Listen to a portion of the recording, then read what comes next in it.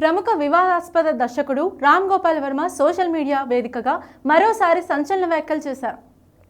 సమాజంలో నిత్యం జరిగే పరిణామాలపై తనదైన లాజిక్స్తో స్పందించే ఆర్జీవి తాజాగా ఆర్టిఫిషియల్ ఇంటెలిజెన్స్ వాడకం వల్ల భవిష్యత్తులో రాజకీయ నాయకులు, ప్రభుత్వ అధికారుల మనుగడకు ఎలాంటి ముప్పు పొంచి ఉందో సుదీర్ఘంగా వివరించారు. ఎక్స్ వేదికగా ఆయన చేసిన ఈ పోస్ట్ ఇప్పుడు నెట్టింట తీవ్ర చర్చనీయాంశంగా మారింది. ప్రస్తుత పాలనా వ్యవస్థలో ప్రజా ప్రక్షాళన జరగాలంటే ఇది కేవలం ఏఐ సాంకేతికతతోనే సాధ్యమవుతుందని వర్మ కుండబద్దలు కొట్టారు. ప్రస్తుత ప్రజాస్వామ్య వ్యవస్థలో కేంద్ర పనులను అధికారులు నిర్వహిస్తుంటే వారిని రాజకీయ నాయకులు పర్యవేక్షిస్తున్నారు.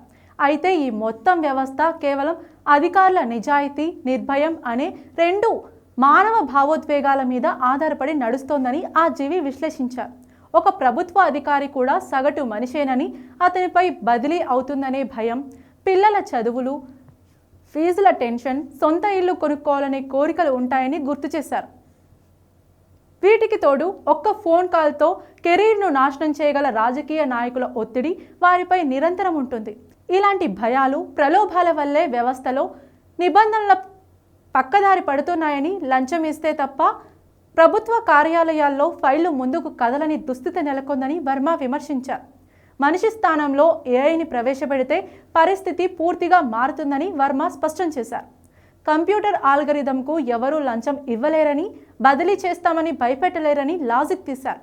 ఏఐకి కుటుంబం, పెన్షన్ల టెన్షన్ ఉండదు కాబట్టి అర్ధరాత్రి ఫోన్ చేసి తన బంధువులకు కాంట్రాక్ట్ ఇవ్వమని ఏ మంత్రి దానిపై ఒత్తిడి తేలేరన్నారు. దీనికి ఉదాహరణగా దుబాయ్లోని స్మార్ట్ పోలీస్ స్టేషన్ను ఆర్జీవి ప్రస్తావించారు. అక్కడ మనుషుల ప్రమేయం లేకుండానే యంత్రాల ద్వారా ఎఫ్ఐఆర్లు ఆటోమేటిక్గా అవినీతికి తావు లేకుండా నమోదవుతున్నాయని, ఇది సైన్స్ ఫిక్షన్ సినిమా కాదని కళ్ళ ముందు కనిపిస్తున్న వాస్తవమని ఆయన ఉద్ఘాటించారు.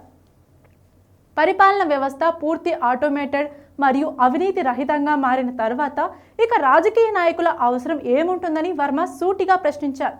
ఉదాహరణకు, ఒక ప్రాంతంలో పత్తి పంటకు నష్టం వాటిల్లిందని ఒక నిర్దిష్ట కంపెనీ పురుగుల మందును కొనుగోలు చేయాలని ఒక ఎమ్మెల్యే అసెంబ్లీలో కోరితే దాని వెనుక తన బంధువుల ఫ్యాక్టరీ లాభం చేకూర్చే కుట్ర దాగి ఉండొచ్చన్నారు.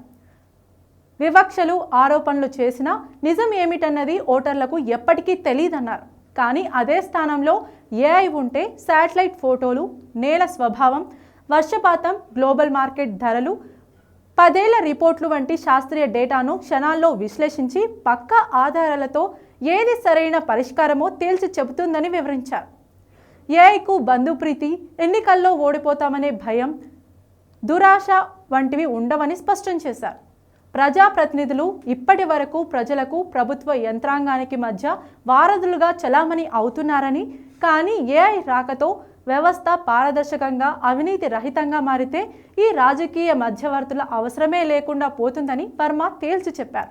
ఈ మార్పును నాయకులు జవాబుదారీతనం పేరుతో వ్యతిరేకించవచ్చు, కానీ వారి అసలు భయం తమ స్వార్థానికి ప్రభుత్వ పదవులను వాడుకోలేకపోతున్నామనేది ఎద్దేవా చేశారు. భవిష్యత్తులో ప్రభుత్వాలను ఎవరు కూల్చాల్సిన పని లేదని, పాలన మొత్తం ఆల్గరిథంల చేతుల్లోకి వెళ్ళిపోవడం ఖాయమన్నారు.